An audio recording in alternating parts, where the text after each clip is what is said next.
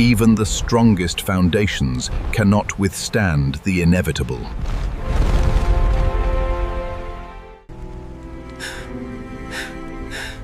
Why your success keeps collapsing.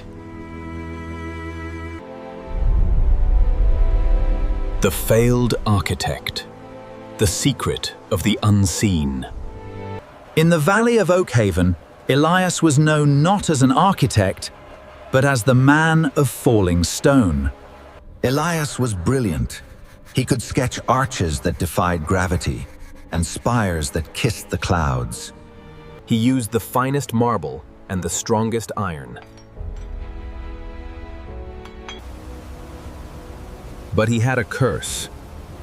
Every bridge he built eventually fell. The first bridge collapsed during a summer rain.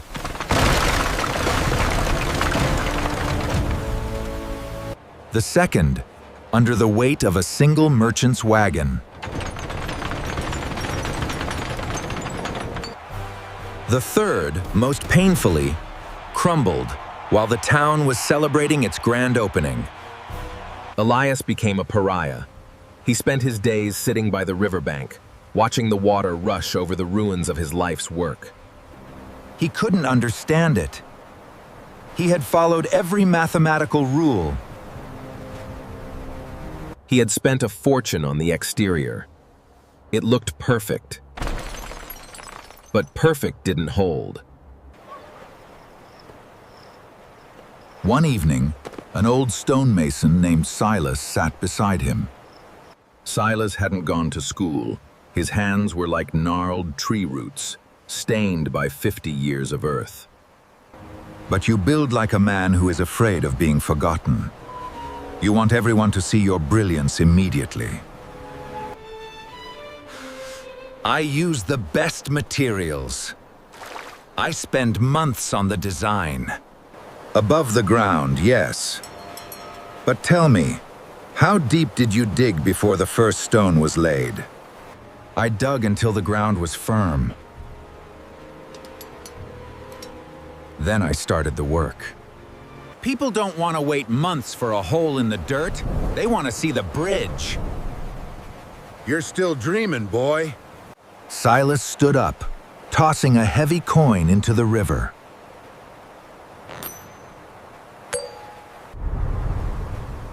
The river doesn't care about your marble. It cares about what's beneath the mud. You are building for the eyes of men. You should be building for the fury of the water. That night, Elias didn't sketch a single arch. He took a shovel. He began his fourth bridge, but for the first 6 months, the town saw nothing. They mocked him, calling it the invisible bridge.